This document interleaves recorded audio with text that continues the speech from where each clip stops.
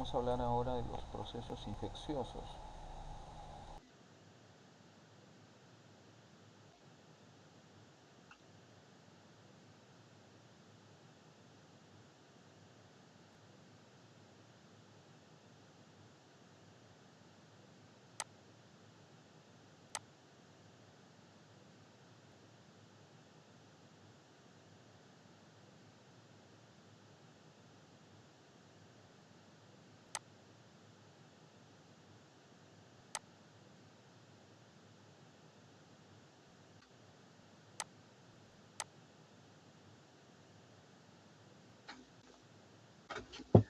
Listo, buenos días. ¿Me escuchan? Sí, doctor. Listo. Vamos a revisar un poco el tema que pienso que de repente ustedes no se acuerdan, es el de proceso infeccioso. ¿Ya? Cuando nosotros hablamos de un Procesos infecciosos, nosotros tenemos que diferenciarlos de dos formas. Proceso infeccioso generalizado. Cuando nosotros hablamos de los procesos infecciosos, tenemos que diferenciar proceso infeccioso localizado y proceso infeccioso generalizado.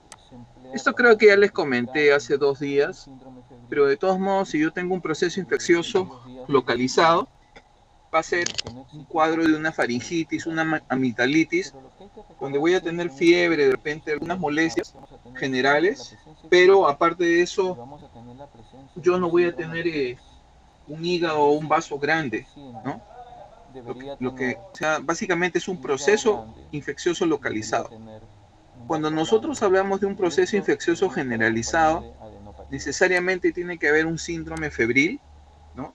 Necesariamente tiene que haber un síndrome del RES, necesariamente va a tener que ver un síndrome del RES en el cual va a haber aumento del tamaño del hígado, del vaso, y va a haber adenopatías. A veces solamente hay fiebre con adenopatías, a veces hay fiebre con un hígado grande, o a veces cuando tenemos una histoplasmosis, una endocarditis infecciosa, el vaso va a estar aumentado de tamaño.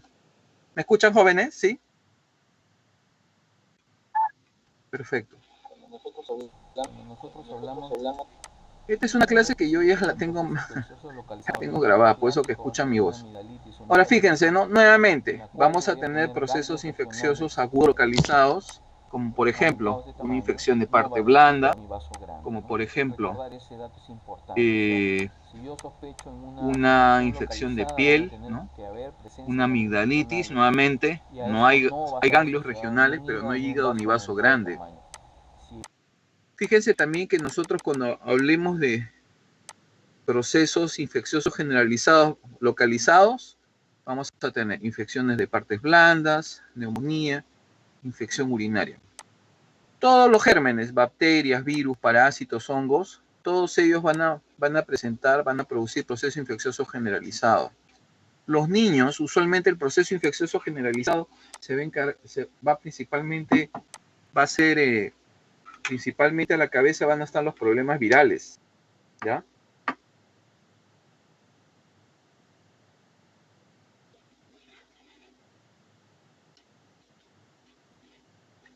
Fíjense entonces acá, todos los procesos infecciosos que nosotros tenemos que saber. Cuando nosotros hablamos, por ejemplo, de una leptospirosis, en la leptospirosis ya hemos visto por ahí una foto ya hace algunos días.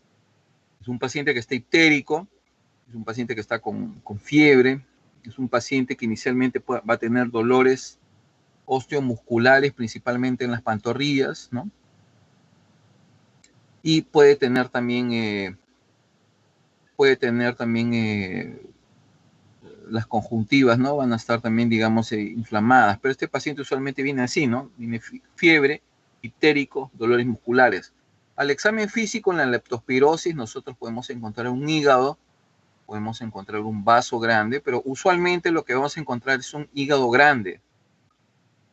Esta leptospirosis muchas veces va a evolucionar con elevación de las transaminasas, va a evolucionar con trastornos de la coagulación y va a evolucionar con falla renal. Eso se llama síndrome de Weill. Síndrome de Weill, ¿ya?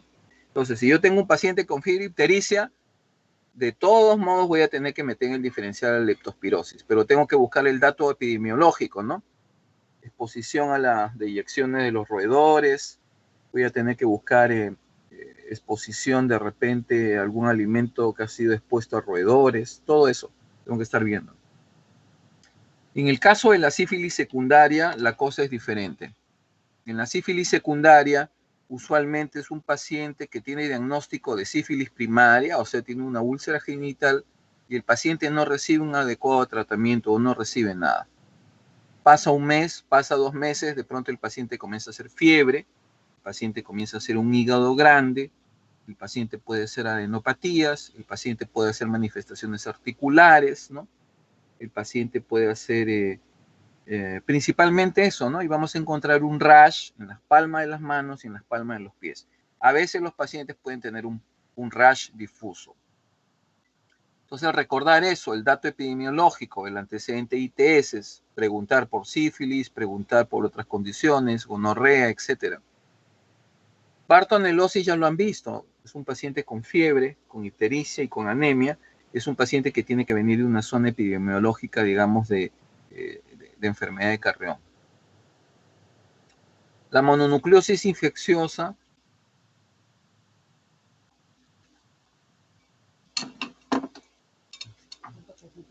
una cucharita.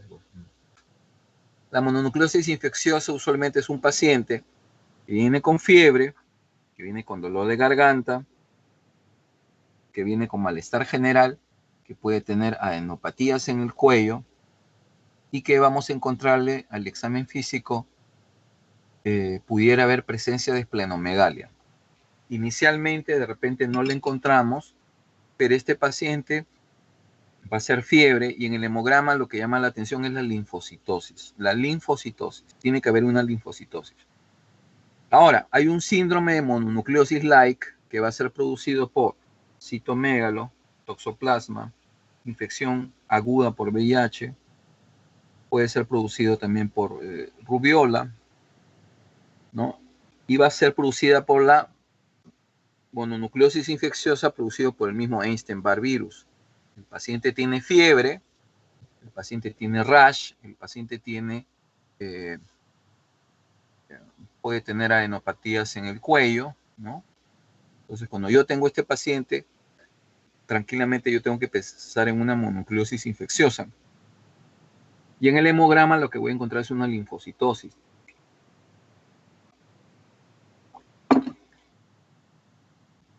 En la infección por citomegalovirus, el paciente tiene fiebre, el paciente a veces tiene una visitopenia, a veces tiene una pancitopenia, ¿no?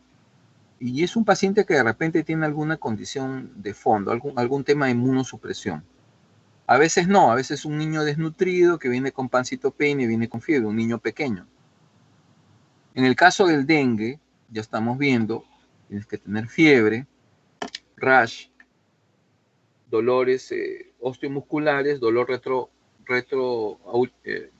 retroocular, y eso va a ocurrir más o menos con un margen de 4 o 5 días, ¿no? Esas molestias se van a incrementar, cuando llega al día 7º a veces puede autolimitarse o se va a exacerbar.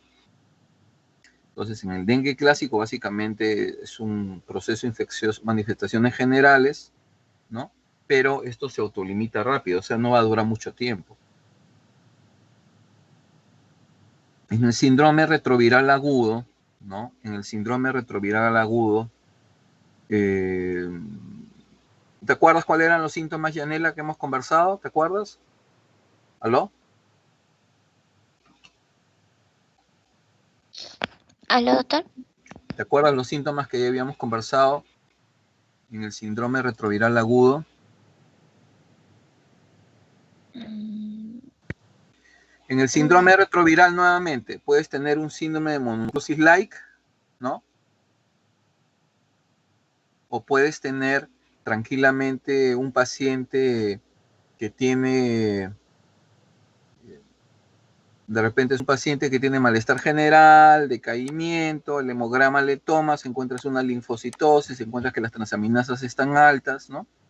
Hay pacientes que a veces te pueden hacer una meningitis aséptica, hay pacientes que no tienen síntomas, Y hay pacientes que incluso pueden hacer algo de fiebre y hacen una infección oportunista, ¿ya? No es tan complicado como en el caso del SIDA, que es completamente diferente. Esta es una infección viral aguda. ¿Está claro? ¿Sí? Fíjense acá nuevamente, cuando vemos en este cuadro, entonces, si yo tengo un paciente que viene de una zona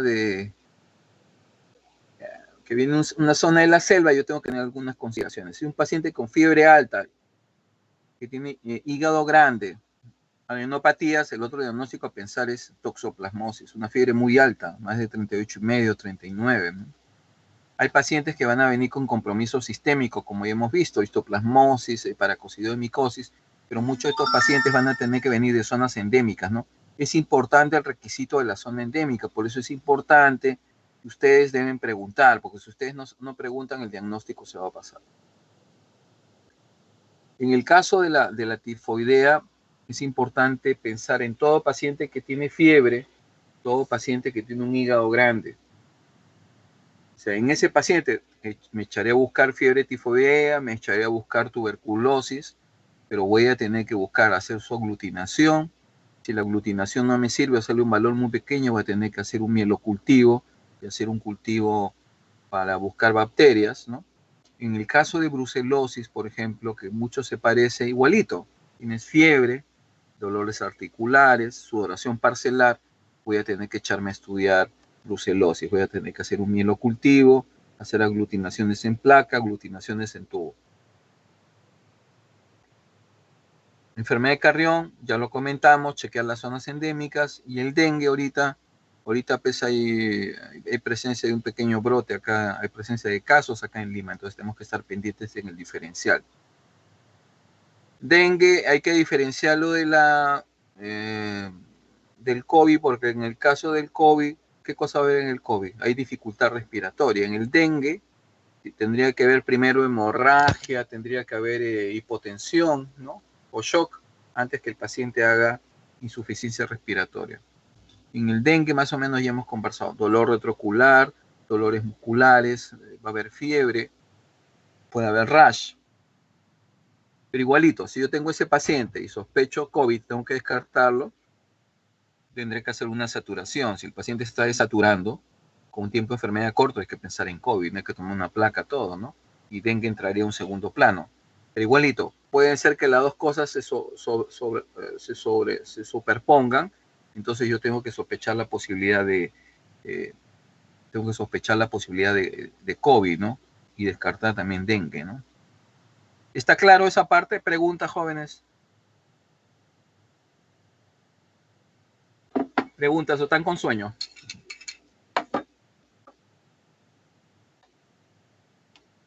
Hola. ¿Eh? Muy bien.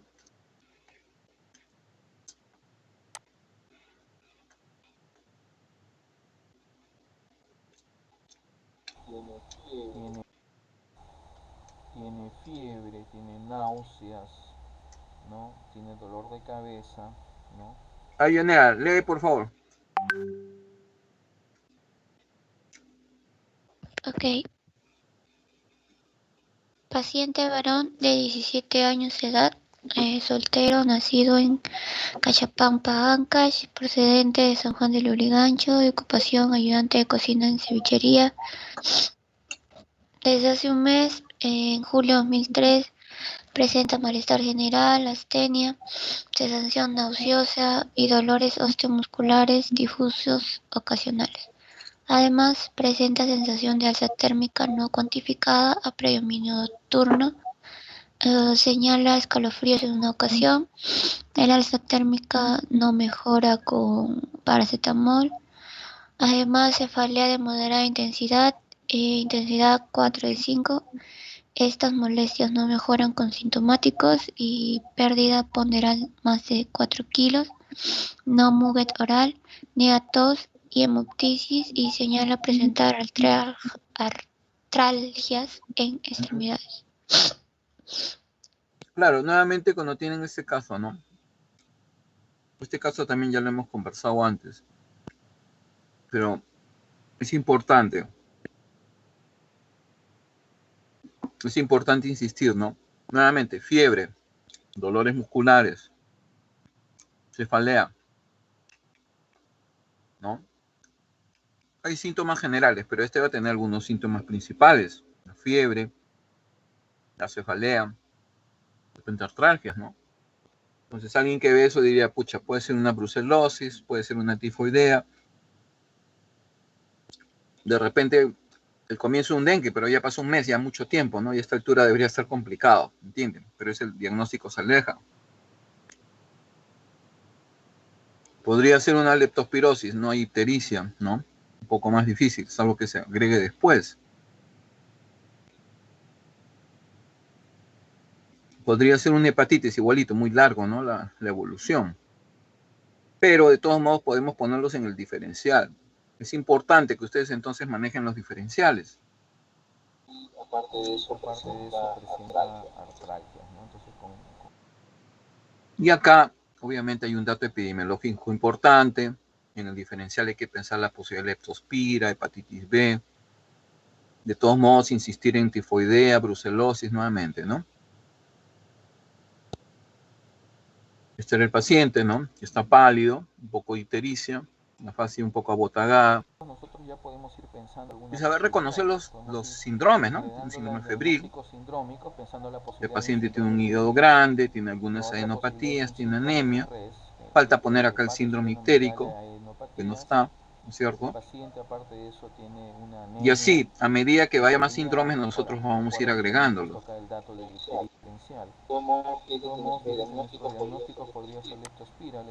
Fíjense acá nuevamente, ¿no? ¿Cuál sería el primer diagnóstico? Esta leptospira que no sale, que ya hemos comentado.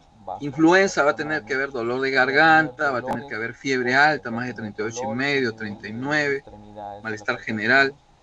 El paciente debe tener algo de tos, ¿no? Pero hay bastante moco, el paciente tiene moco, fiebre alta. En el caso de rickexia, habíamos hablado del tifus murino. En el tifus murino se va a comportar mucho como una tifoidea. O sea que va a haber fiebre, va a haber presencia de, ¿cómo se llama?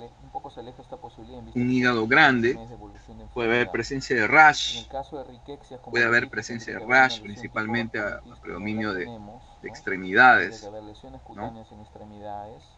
Y este paciente también, aparte de todo eso, digamos, va a tener compromiso del estado general. El típico, de repente sale uno en 80, uno mayor de 160, pero de repente no es suficiente. Hay que hacer una inmunofluorescencia indirecta para Rickettsia typhi, y si sale positivo, es un tifus murino, que es una enfermedad rickettsial. En el caso de la fiebre amarilla, el paciente se va a poner, va a estar ictérico, viene de una zona, pues de repente de Chanchamayo, viene de repente de zona de Lamas. Fíjense que este paciente viene ictérico, con muy mala condición clínica, con vómito negro, chocado, con falla hepática. Ese es un paciente con fiebre amarilla. ¿Ya? El paciente con malaria debe estar en una zona endémica, viene con náuseas, vómitos, malestar, un poco pálido, lo ven al paciente, no se ve muy ictérico. Y hay que correrle varios frotices y gotas gruesas para malaria, ¿no? Con eso vamos a tener diagnóstico. Hepatitis B ya les dije, primero hay la fiebre que cae y luego aparece la ictericia, pero podemos tener una hepatitis B crónica en una zona endémica, o sea, el paciente ya está decaído, de repente adelgazado porque ya tiene una hepatopatía crónica y de pronto se pone más ictérico, ¿no? O ya está ictérico.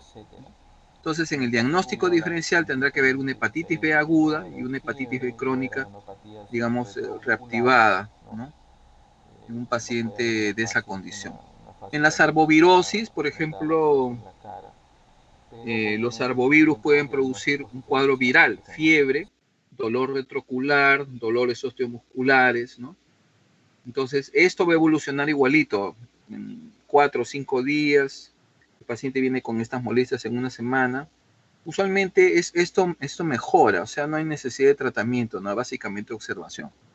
Y la rubiola, que puede haber adenopatías retrooculares, el paciente va a tener fiebre, el paciente de repente hace rash. Entonces esto hay que sospecharlo. Obviamente, personas más pequeñas, ¿no? También puede ser en gestantes, pero tenemos que pensar esta consideración en el diagnóstico diferencial.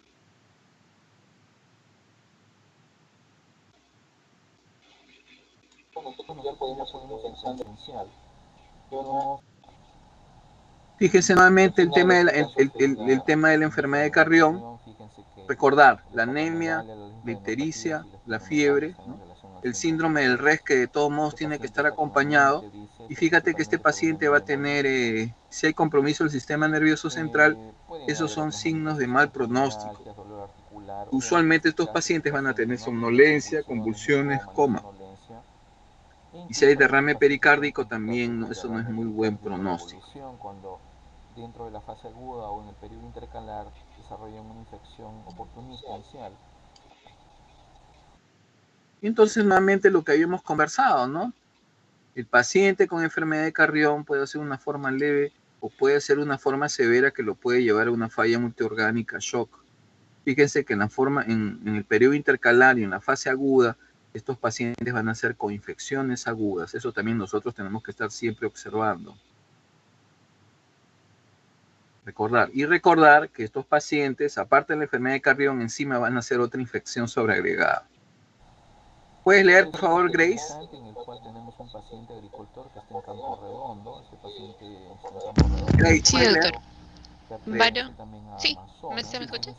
Sí, sí. Sí. Ya. Varón de 34 años, procedente de Campo Redondo, al norte del Perú, Amazonas, con fiebre, cefalea difusa, escalofríos, malestar general y epistaxis desde hace 10 días. Está febril, mal estado general, deshidratado, ictérico, palidez marcada, hepatosplenomegalia, presencia de rales difusos en ambos campos pulmonares, soplo sistólico funcional 2 de 6.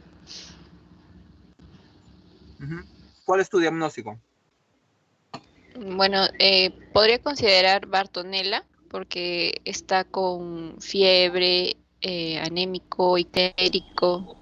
En el hemograma lo que llama la atención es ¿Ya? una ¿Qué más? reacción leucemoide. Los neutrófilos están en Y con este laboratorio, 81%, los metamilocitos 5%, los bastonados 4%, los linfocitos 10%, Tiene los reacción leucocitos leucemoide, ¿no? 15%, la hemoglobina está en 4%. esto nosotros creo que ya lo hemos conversado con algunos de ustedes, pero es bueno, yo lo trato de insistir porque a veces se les pasa. Si es una enfermedad de Carrión,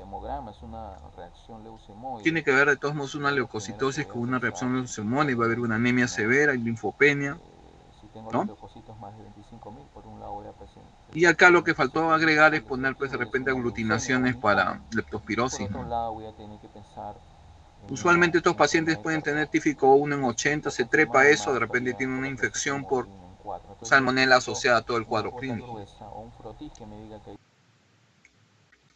Entonces en el diferencial ahí dice diagnóstico diferencial. Pensar nuevamente en dengue que entra en el diferencial. Va a haber dolores osteomusculares que pueden ser algo parecidos o de repente peores a los que tienen la leptospirosis. Recordar que los pacientes con dengue van a tener inicialmente el dengue clásico, o sea, la atralgia, mialgia, la cefalea, ¿no? Pero no hay dolor abdominal, no hay vómitos, no hay dolor torácico, no hay disminución de la orina, todo eso, ¿no? Ictericia, etc. Todo eso está asociado al dengue con signos de alarma, recordar. El dengue sin signos de alarma solamente peces artralgia, cefalea, un poco de malestar, ¿no? Pero el signo de alarma tenemos que estar viendo esto. ¿Por qué? Porque si tiene signos de alarma, este paciente puede progresar a un dengue grave. El paciente hace hipovolemia, comienza a hacer dificultad respiratoria, hace sangrado y va a hacer manifestación del sistema nervioso central, del hígado. ¿Está claro eso? Eso es importante recordarlo, por eso yo insisto bastante en esto.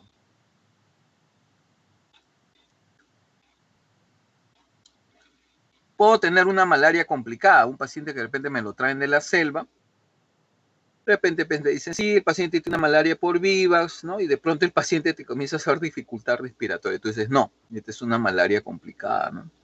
Entonces tiene que cambiar de esquema de tratamiento y tienes que sospechar nuevamente este diagnóstico. Cuando tienes en la selva malaria por falciparum, vas a tener hiperparasitemia en el frotis, vas a encontrar más de 50.000 formas asexuadas, vas a tener falla hepática, va a haber compromiso renal, va a haber una anemia grave, va a haber trombocitopenia. Entonces, cuando yo tenga una malaria complicada, yo voy a hacer estas manifestaciones clínicas. Nuevamente insisto, ¿no? Si yo tengo una malaria grave y complicada, voy a tener incluso es lo que le dicen malaria cerebral, cuando hay una hiperparasitemia, pero esto está asociado, ojo, a Plasmodium falciparum, ¿no? Va a haber anemia, insuficiencia renal, hipoglicemia, ¿no? De todos modos, si yo veo todo esto, ¿qué pensaría? Pensaría, ¿no? En el diferencial, fiebre amarilla, una enfermedad de Weil en una leptospirosis, ¿sí? ¿Me escuchan? Puede pensar en una infección por virus Hanta, el virus Hanta, que se inició un brote en Chile ya hace buena cantidad de años. Los pacientes hacen insuficiencia respiratoria, pero algunos pueden hacer compromiso renal. Es principalmente por exposición a las deyecciones de los roedores, ¿no? Cuando hay incremento en la población de roedores, aparece casos de Hanta.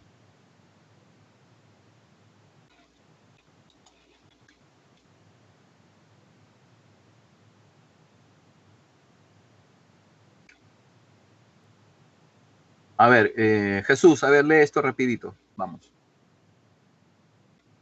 Caso clínico, Chanchamayo, Junín, Sí, tiempo de tipo de enfermedad. un mes, fiebre luego de 2 semanas, dolor abdominal epigástrico, presenta diarrea líquida, vómito, disnea, debilidad generalizada e ictericia. Solamente son datos positivos, ojo, sigue leyendo. Examen físico, ictericia, palidez, soplo 3 de 4, dolor en cuadrante superior derecho y esplenomegalia. Ok.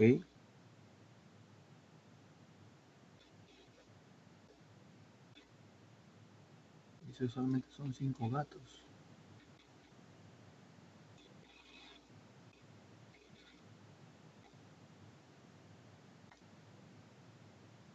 Entonces, fíjense,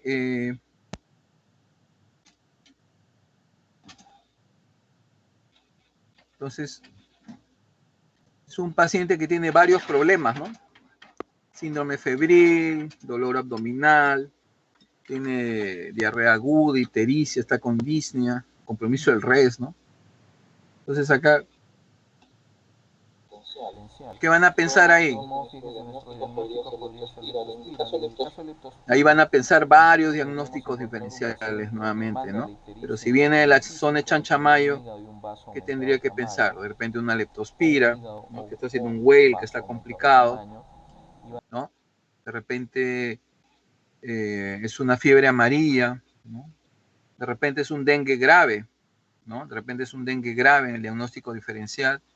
De repente es una enfermedad de Carrión que viene de esta zona, ¿no? No lo sabemos.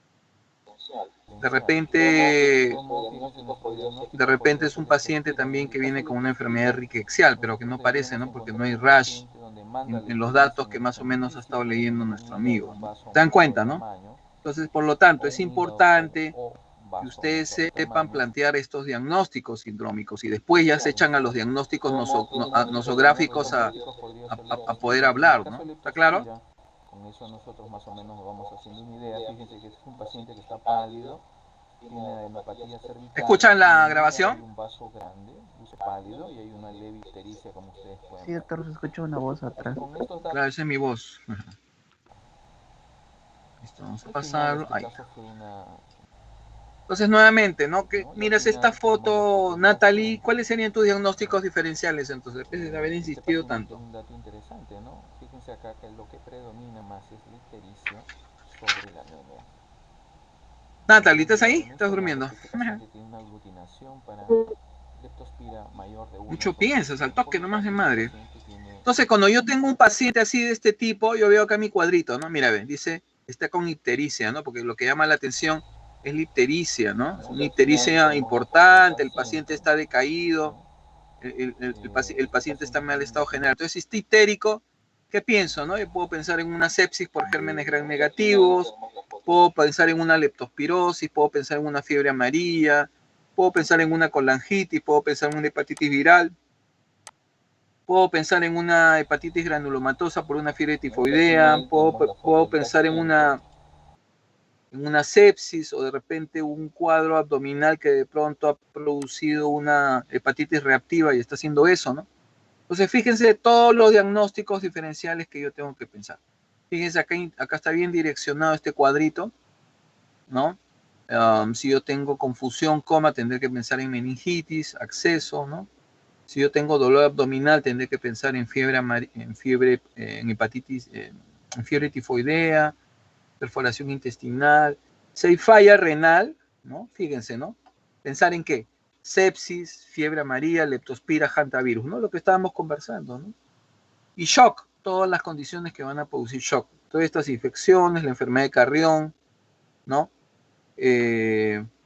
¿Cómo se llama?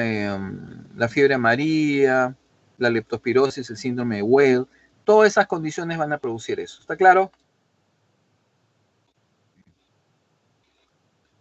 Entonces, nuevamente en nuestro cuadrito, recordar el dengue, recordar los signos, el dengue sin signos de alarma, el dengue con signos de alarma, y recordar esto del dengue grave, ¿no? Pero, yo necesito eso recordarlo. Y la fiebre amarilla, ¿no? Que puede parecerse mucho a leptospira, ¿no? Se van a parecer mucho, pero voy a tener el vómito negro, que es característico en la fiebre amarilla, ¿no? Entonces, y el paciente mucho se va a parecer a una leptospirosis. Entonces, yo tengo que estar mirando bien los diagnósticos diferenciales.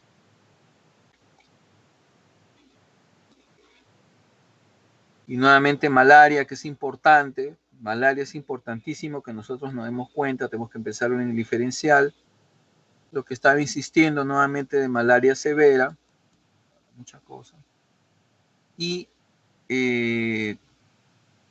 recordar esto también, ¿no? O sea, tenemos que pensar en todos los diagnósticos diferenciales, ¿no? Tenemos que estar jugando con los diagnósticos diferenciales. Esto es amplio, pues, pero tienen que ustedes también estar revisando y conversando. Preguntas, dudas.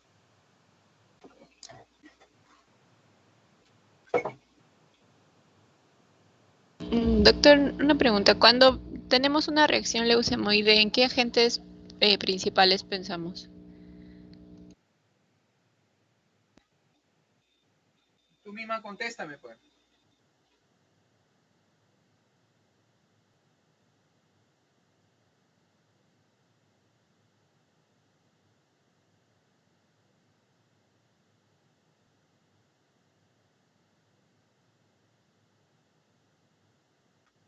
Puedes pensar en una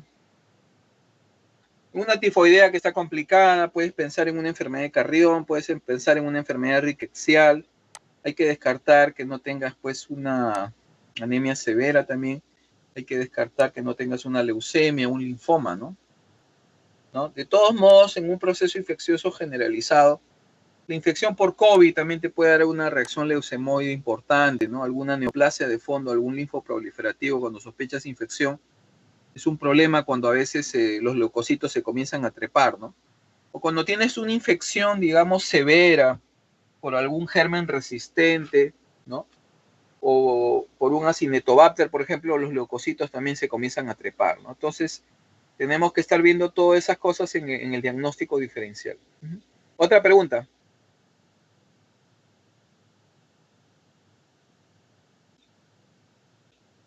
Otra pregunta, jóvenes, se han quedado dormidos.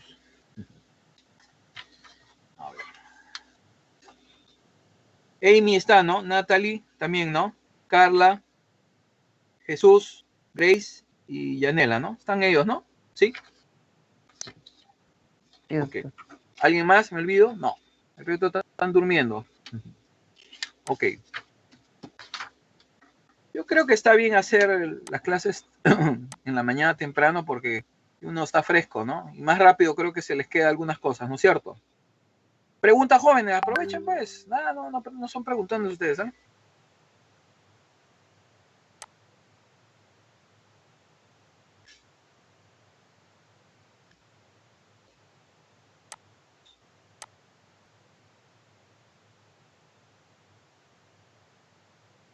Listo, jóvenes. Entonces, hasta acá, hoy día concluimos. Yo más tarde coordino con Yanela.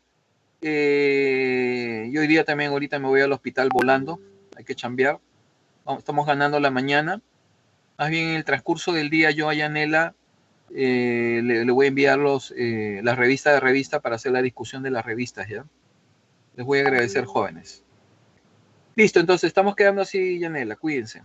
Gracias. Sí, doctor. Gracias, doctor. No, no sé. Gracias, doctor. No, qué ocurrencia, jóvenes, pero estudien, pues, estudien. Eso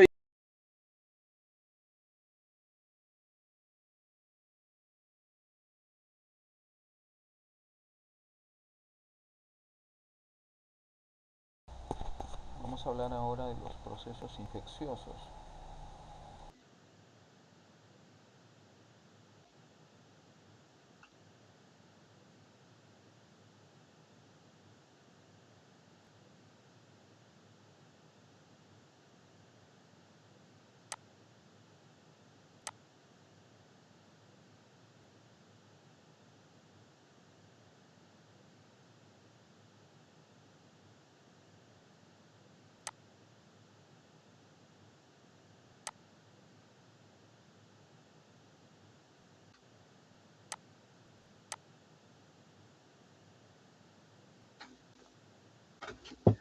listo, buenos días. ¿Me escuchan?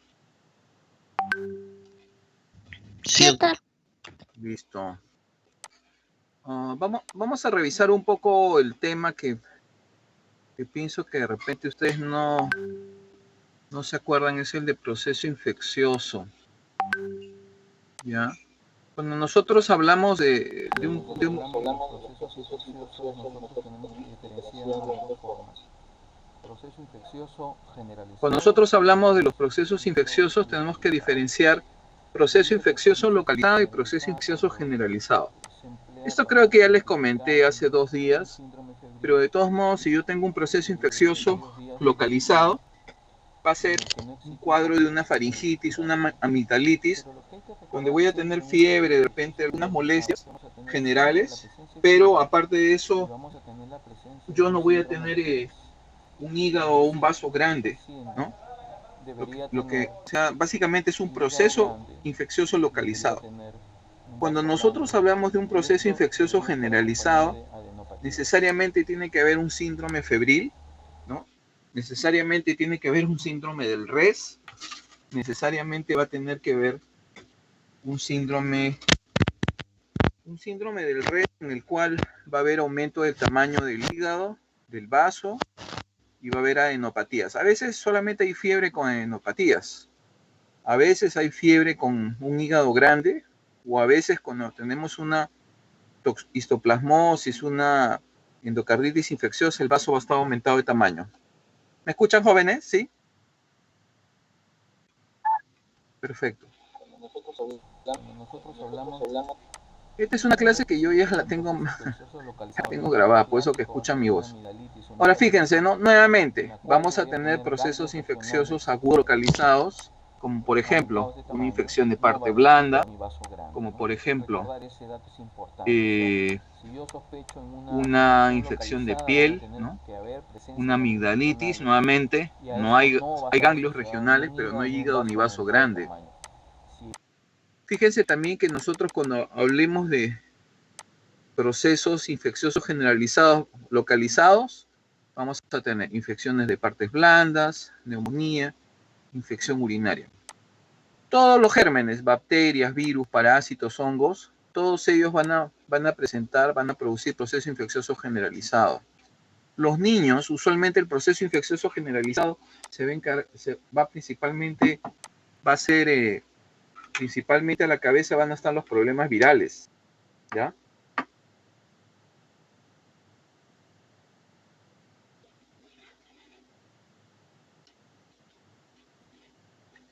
Fíjense entonces acá, todos los procesos infecciosos que nosotros tenemos que saber.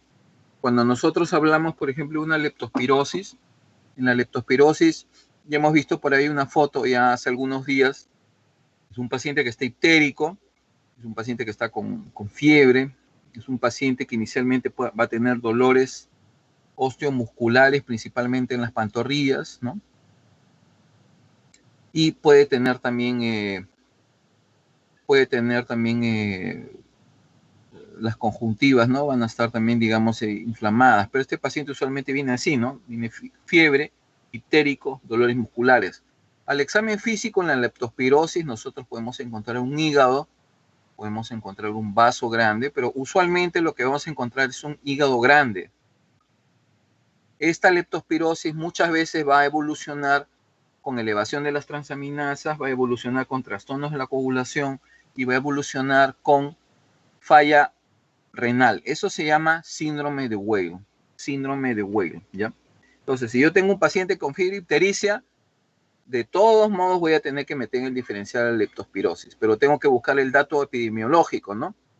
Exposición a las deyecciones de los roedores, voy a tener que buscar exposición de repente a algún alimento que ha sido expuesto a roedores, todo eso tengo que estar viendo. En el caso de la sífilis secundaria, la cosa es diferente.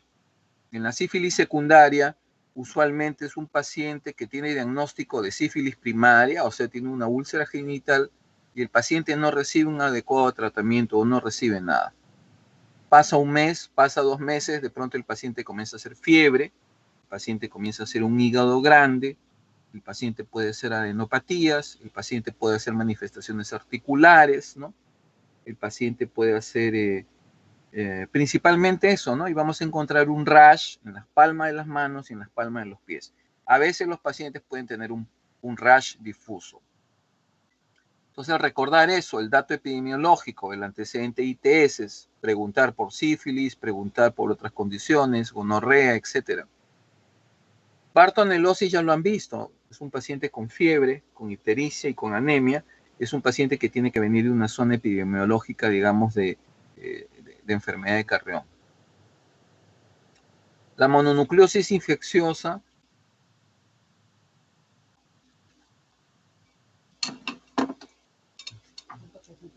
una cucharita.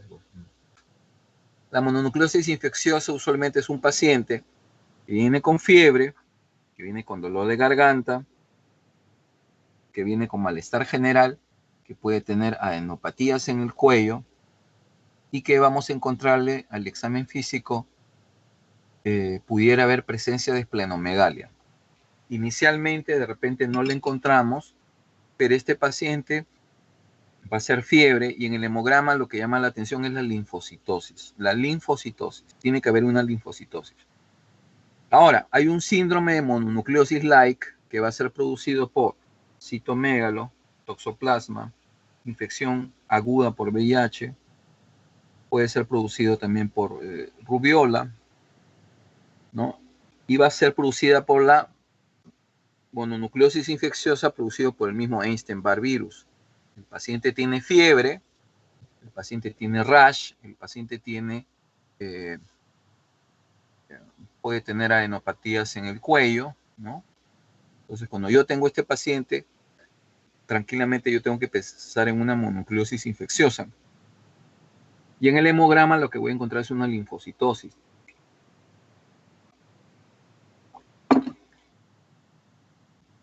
En la infección por citomegalovirus, el paciente tiene fiebre, el paciente a veces tiene una visitopenia, a veces tiene una pancitopenia, ¿no? Y es un paciente que de repente tiene alguna condición de fondo, algún tema de inmunosupresión. A veces no, a veces un niño desnutrido que viene con pancitopenia y viene con fiebre, un niño pequeño. En el caso del dengue, ya estamos viendo, tienes que tener fiebre, rash, dolores osteomusculares, dolor retroocular, y eso va a ocurrir más o menos con un margen de 4 o 5 días, ¿no? Esas molestias se van a incrementar, cuando llega el día séptimo a veces puede autolimitarse o se va a exacerbar. Entonces, en el dengue clásico básicamente es un proceso infeccioso, manifestaciones generales, ¿no? Pero esto se autolimita rápido, o sea, no va a durar mucho tiempo. En el síndrome retroviral agudo, ¿no? En el síndrome retroviral agudo, ¿te acuerdas cuáles eran los síntomas, Yanela, que hemos conversado? ¿Te acuerdas? ¿Aló? ¿Aló, doctor? ¿Te acuerdas los síntomas que ya habíamos conversado en el síndrome retroviral agudo?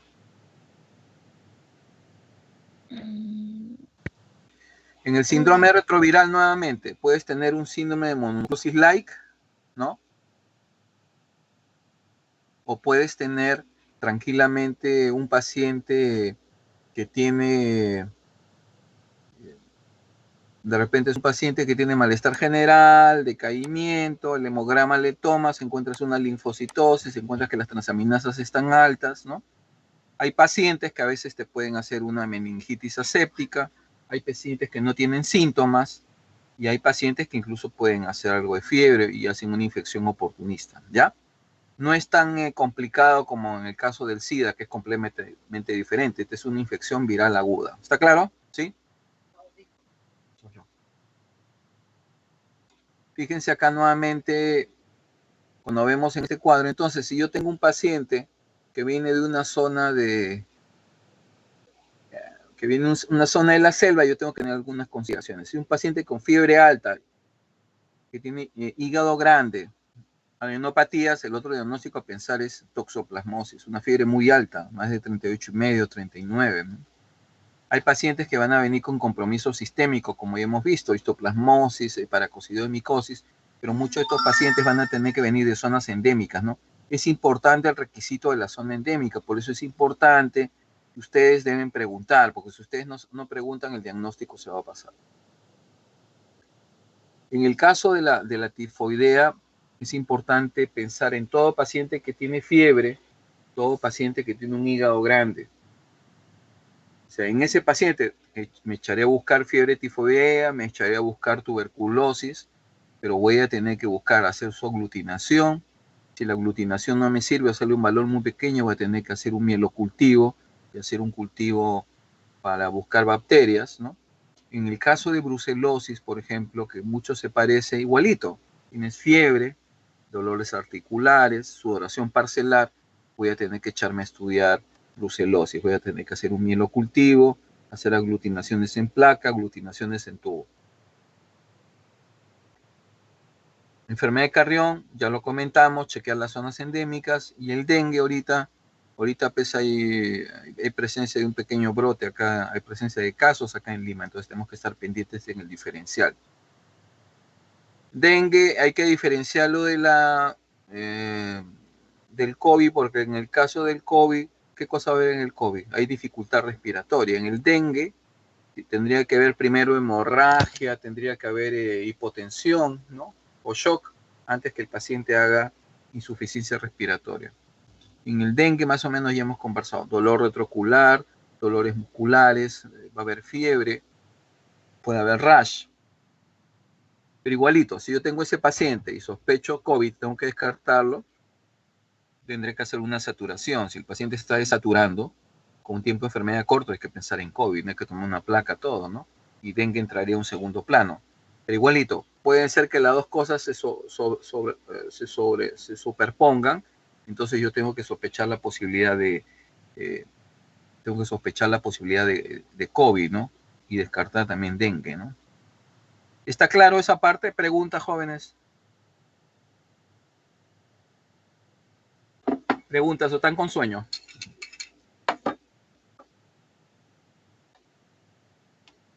Hola. ¿Okay? Muy bien.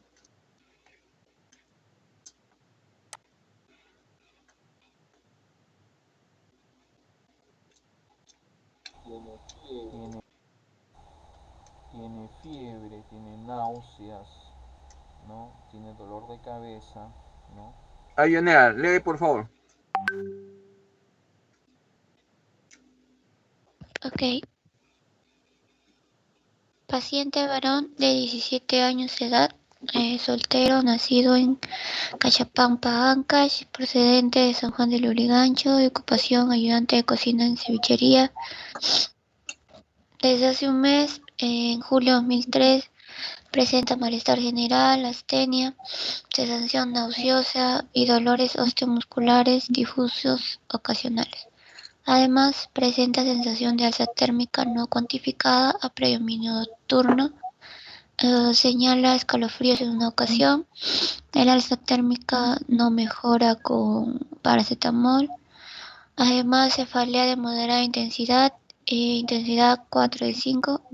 Estas molestias no mejoran con sintomáticos y pérdida ponderal más de 4 kilos. No muget oral, niega tos y hemoptisis y señala presentar artralgias en extremidades. Claro, nuevamente cuando tienen este caso, ¿no? Este caso también ya lo hemos conversado antes, pero es importante insistir, ¿no? Nuevamente, fiebre, dolores musculares, cefalea, ¿no? Hay síntomas generales, pero este va a tener algunos síntomas principales: la fiebre, la cefalea, de repente artralgias, ¿no? Entonces alguien que ve eso diría, pucha, puede ser una brucelosis, puede ser una tifoidea, de repente el comienzo de un dengue, pero ya pasó un mes, ya mucho tiempo, ¿no? Y a esta altura debería estar complicado, ¿entienden? Pero es el diagnóstico se aleja. Podría ser una leptospirosis, no hay ictericia, ¿no? Un poco más difícil, salvo que se agregue después. Podría ser una hepatitis igualito, muy largo, ¿no? La evolución. Pero de todos modos podemos ponerlos en el diferencial. Es importante que ustedes entonces manejen los diferenciales. Aparte de eso presenta artralgias, ¿no? Entonces, Y acá, obviamente, hay un dato epidemiológico importante. En el diferencial hay que pensar la posibilidad de leptospira, hepatitis B. De todos modos, insistir en tifoidea, brucelosis nuevamente, ¿no? Este era el paciente, ¿no? Está pálido, un poco de ictericia, la fase un poco abotagada. nosotros ya podemos ir pensando Y saber reconocer los síndromes, ¿no? Un síndrome febril. El paciente tiene un hígado grande, tiene algunas adenopatías, tiene anemia. Falta poner acá el síndrome ictérico, que no está, ¿no es cierto? Y así, a medida que vaya más síndromes, nosotros vamos a ir agregándolos.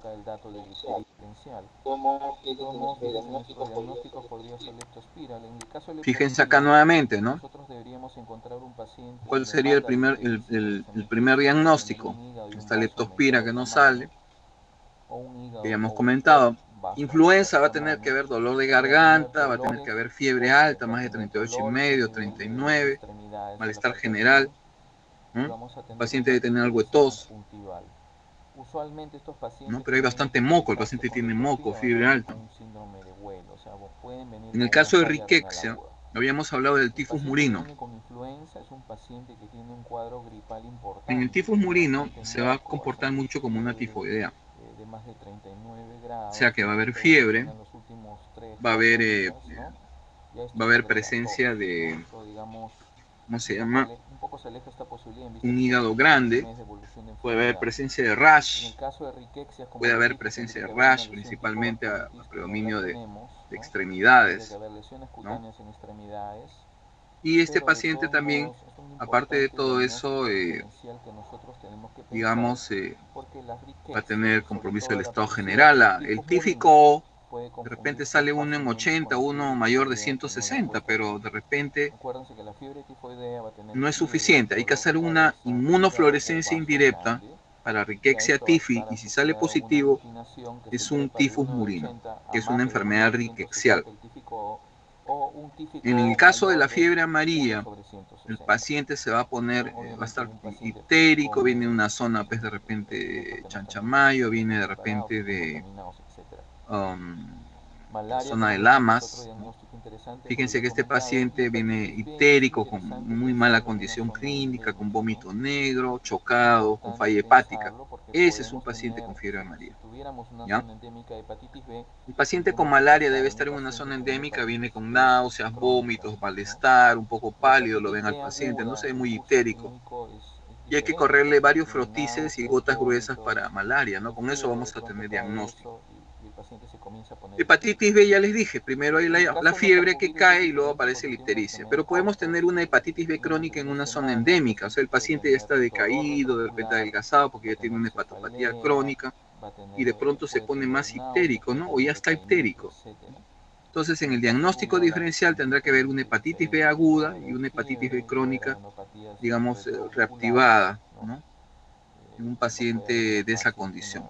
En las arbovirosis, por ejemplo, los arbovirus pueden producir un cuadro viral, fiebre, dolor retrocular, dolores osteomusculares, ¿no?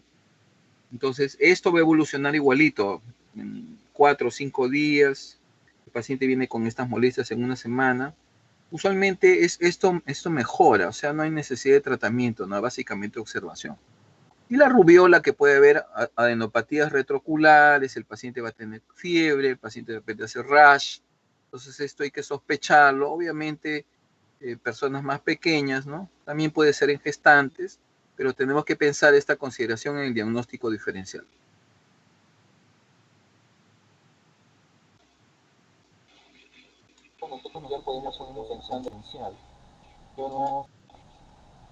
Fíjense nuevamente el tema de la enfermedad de Carrión. Recordar, la anemia, la ictericia, la fiebre, ¿no? El síndrome del RES, que de todos modos tiene que estar acompañado. Y fíjate que este paciente va a tener, si hay compromiso del sistema nervioso central, esos son signos de mal pronóstico. Usualmente estos pacientes van a tener somnolencia, convulsiones, coma. Y si hay derrame pericárdico también, ¿no? Eso no es muy buen pronóstico. Dentro de la fase aguda o en el periodo intercalar desarrollan una infección oportunista inicial. Y entonces nuevamente lo que habíamos conversado, ¿no? El paciente con enfermedad de Carrión puede ser una forma leve o puede ser una forma severa que lo puede llevar a una falla multiorgánica, shock. Fíjense que en el periodo intercalar y en la fase aguda, estos pacientes van a ser con infecciones agudas. Eso también nosotros tenemos que estar siempre observando. Recordar que estos pacientes, aparte de la enfermedad de Carrión, encima van a hacer otra infección sobreagregada. ¿Puedes leer, por favor, Grace? En el cual tenemos un paciente agricultor que está en Campo Redondo. Este paciente está en Campo Redondo. Grace, Sí, ¿puedes doctor. leer? Varón. Sí, ¿me escucha? Sí. Ya. Varón de 34 años, procedente de Campo Redondo, al norte del Perú, Amazonas, con fiebre, cefalea difusa, escalofríos, malestar general y epistaxis desde hace 10 días.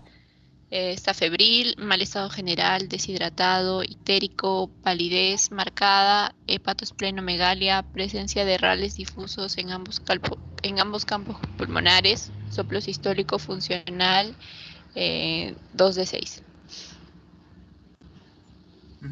¿Cuál es tu diagnóstico? Bueno, podría considerar Bartonella porque está con fiebre, anémico, ictérico. En el hemograma lo que llama la atención es ¿Ya? una ¿Qué más? leucemoide. Los neutrófilos están en 80%, Y con este laboratorio, los metamilocitos 5%, los abastonados 4%, los linfocitos 10%. Tiene reacción leucemoide, ¿no? La hemoglobina está en 4%. esto nosotros creo que ya lo hemos conversado con algunos de ustedes, pero es bueno, yo lo trato de insistir porque a veces se les pasa. Que es una enfermedad de Carrión, tiene que ver de todos modos una leucocitosis con una reacción leucemóide, y va a haber una anemia severa y linfopenia, ¿no? Y acá lo que faltó agregar es poner pues de repente aglutinaciones para leptospirosis, ¿no?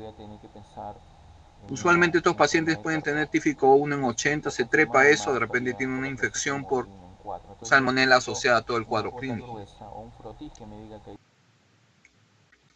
Entonces en el diferencial ahí dice diagnóstico diferencial. Pensar nuevamente en dengue que entra en el diferencial. Va a haber dolores osteomusculares que pueden ser algo parecidos o de repente peores a los que tienen la leptospirosis. Recordar que los pacientes con dengue van a tener inicialmente el dengue clásico, o sea, la atralgia, mialgia, la cefalea, ¿no? Pero no hay dolor abdominal, no hay vómitos, no hay dolor torácico, no hay disminución de la orina, todo eso, ¿no? Ictericia, etc. Todo eso está asociado al dengue con signos de alarma, recordar. El dengue sin signos de alarma solamente peces artralgia, cefalea, un poco de malestar, ¿no? Pero el signo de alarma tenemos que estar viendo esto. ¿Por qué? Porque si tiene signos de alarma, este paciente puede progresar a un dengue grave. El paciente hace hipovolemia, comienza a hacer dificultad respiratoria, hace sangrado y va a hacer manifestación del sistema nervioso central, del hígado. ¿Está claro eso? Eso es importante recordarlo, por eso yo insisto bastante en esto.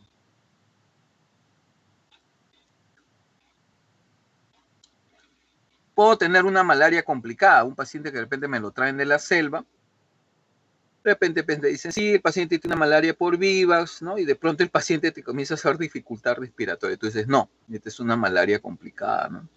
Entonces tienes que cambiar de esquema de tratamiento y tienes que sospechar nuevamente este diagnóstico.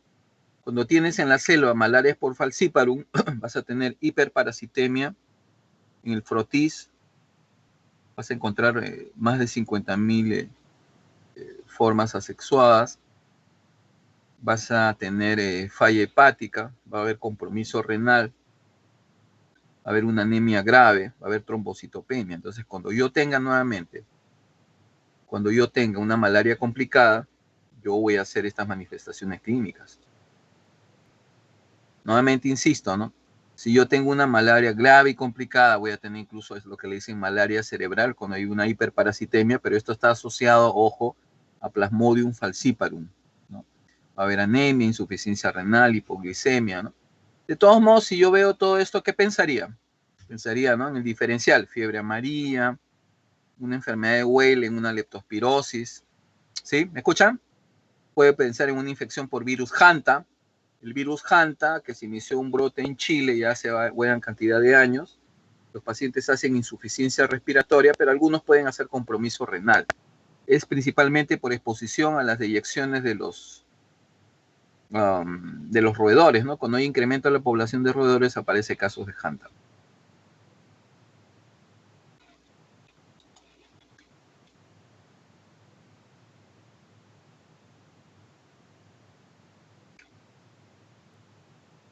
A ver, Jesús, a ver, lee esto rapidito. Vamos.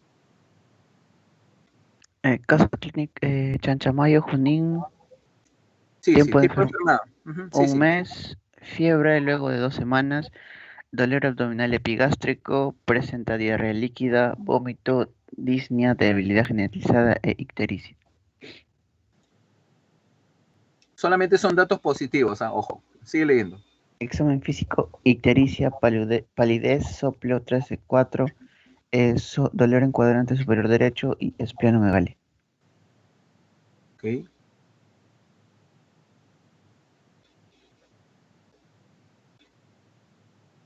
Eso solamente son 5 gatos.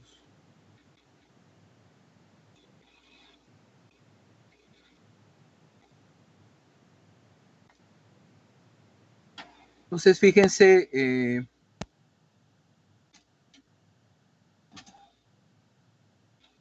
entonces, es un paciente que tiene varios problemas, ¿no? Síndrome febril, dolor abdominal, tiene diarrea aguda, ictericia, está con disnea, compromiso del res, ¿no? Entonces acá, ¿qué van a pensar ahí? Ahí van a pensar varios diagnósticos diferenciales nuevamente, ¿no? Pero si viene de la zona de Chanchamayo, ¿qué tendría que pensar? De repente una leptospira, ¿no? Que está haciendo un Weil, que está complicado, ¿no? De repente es una fiebre amarilla, ¿no? De repente es un dengue grave, ¿no? De repente es un dengue grave en el diagnóstico diferencial. De repente es una enfermedad de Carrión que viene de esta zona, ¿no? No lo sabemos. De repente es un paciente también que viene con una enfermedad rickettsial, pero que no parece, ¿no? Porque no hay rash en los datos que más o menos ha estado leyendo nuestro amigo, ¿no? ¿Se dan cuenta, no? Entonces, por lo tanto, es importante que ustedes sepan plantear estos diagnósticos sindrómicos y después ya se echan a los diagnósticos nosográficos a poder hablar, ¿no? ¿Está claro? Con eso nosotros más o menos nos vamos haciendo una idea. Fíjense que es un paciente que está pálido, tiene adenopatías cervicales. ¿Escuchan la grabación? Hay un vaso grande, luce pálido y hay una leve ictericia, como ustedes pueden Sí, ver. doctor, se escucha una voz atrás. Claro, esa es mi voz. Listo, vamos a Al final, pasarlo. este Ahí caso está. fue una, Entonces, nuevamente, ¿no? Que ¿no? Y al miras esta final, tomando foto, fotos del Natalie, paciente, ¿cuáles serían tus diagnósticos ¿no? diferenciales entonces, después de haber Este insistido paciente tanto? tiene un dato interesante, ¿no? Fíjense acá que lo que predomina más es la ictericia sobre la anemia. Natalie, ¿estás Cabe ahí? ¿Estás mencionar durmiendo? que este paciente tiene una aglutinación para leptospira mayor de 1 Mucho sobre piensas, al 100. Por toque lo nomás de tanto, este madre. paciente tiene... Entonces, cuando yo tengo un paciente así de este tipo, yo veo acá mi cuadrito, ¿no? Mira, ve, dice, está con ictericia, ¿no? Porque lo que llama la atención es la ictericia, ¿no? Es una ictericia importante, el paciente está decaído, ¿no? el Este paciente está paciente en mal tiene un estado general. diagnóstico. Entonces, si está ictérico, ¿qué pienso, no? Yo puedo pensar en una sepsis por gérmenes gram negativos, puedo pensar en una leptospirosis, puedo pensar en una fiebre amarilla, puedo pensar en una colangitis, puedo pensar en una hepatitis viral, puedo pensar en una hepatitis granulomatosa por una fiebre tifoidea, puedo pensar en una sepsis o de repente un cuadro abdominal que de pronto ha producido una hepatitis reactiva y está haciendo eso, ¿no? Entonces, fíjense todos los diagnósticos diferenciales que yo tengo que pensar. Fíjense, acá está bien direccionado este cuadrito, ¿no? Si yo tengo confusión, coma, tendré que pensar en meningitis, acceso, ¿no? Si yo tengo dolor abdominal, tendré que pensar en en hepatitis, en fiebre tifoidea, perforación intestinal. Si hay falla renal, ¿no? Fíjense, ¿no? Pensar en qué: sepsis, fiebre amarilla, leptospira, hantavirus, ¿no? Lo que estábamos conversando, ¿no? Y shock, todas las condiciones que van a producir shock. Todas estas infecciones, la enfermedad de Carrión, ¿no? ¿Cómo se llama? La fiebre amarilla, la leptospirosis, el síndrome de Weil. Todas esas condiciones van a producir eso. ¿Está claro? Entonces, nuevamente en nuestro cuadrito, recordar el dengue, recordar los signos, el dengue sin signos de alarma, el dengue con signos de alarma, y recordar esto del dengue grave, ¿no? Pero, yo necesito eso recordarlo. Y la fiebre amarilla, ¿no? Que puede parecerse mucho a leptospira, ¿no? Se van a parecer mucho, pero voy a tener el vómito negro que es característico en la fiebre amarilla, ¿no?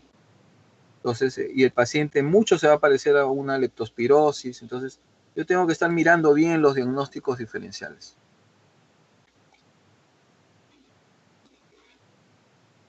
Y nuevamente malaria, que es importante, malaria es importantísimo que nosotros nos demos cuenta, tenemos que empezar en el diferencial. Lo que estaba insistiendo nuevamente de malaria severa, muchas cosas. Y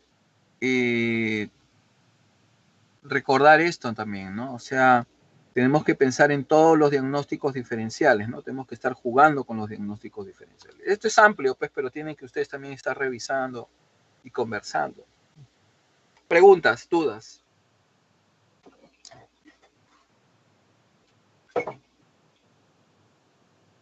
Doctor, una pregunta. Cuando tenemos una reacción leucemoide, ¿en qué agentes principales pensamos? Tú misma contéstame, pues.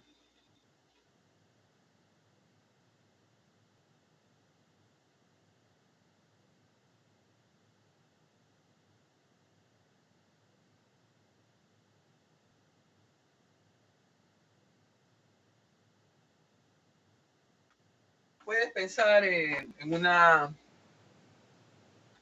tifoidea que está complicada, puedes pensar en una enfermedad de Carrión, puedes pensar en una enfermedad rickettsial. Hay que descartar que no tengas pues una anemia severa también. Hay que descartar que no tengas una leucemia, un linfoma, ¿no? ¿No? De todos modos, en un proceso infeccioso generalizado, la infección por COVID también te puede dar una reacción leucemoide importante, ¿no? Alguna neoplasia de fondo, algún linfo proliferativo cuando sospechas infección. Es un problema cuando a veces los leucocitos se comienzan a trepar, ¿no? O cuando tienes una infección, digamos, severa por algún germen resistente, ¿no? O por un Acinetobacter, por ejemplo, los leucocitos también se comienzan a trepar, ¿no? Entonces, tenemos que estar viendo todas esas cosas en el diagnóstico diferencial. Otra pregunta.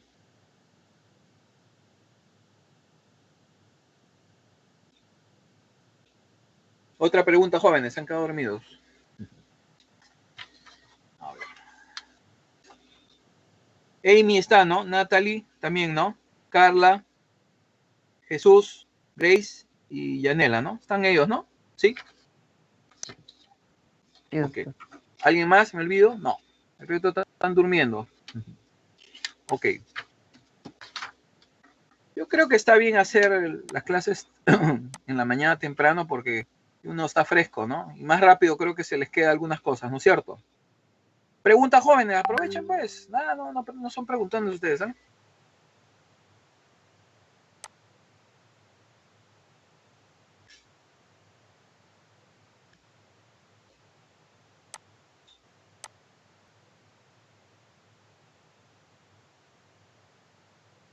Listo, jóvenes. Entonces, hasta acá, hoy día concluimos. Yo más tarde coordino con Yanela.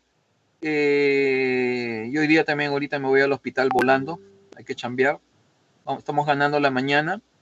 Más bien en el transcurso del día, yo a Yanela le voy a enviar las revistas de revista para hacer la discusión de las revistas, ¿ya? Les voy a agradecer, jóvenes. Listo, entonces estamos quedando así, Yanela. Cuídense. Gracias. Sí, doctor. Gracias, doctor. No sé. Gracias, doctor. No, qué ocurrencia, jóvenes, pero estudien, pues, estudien. Eso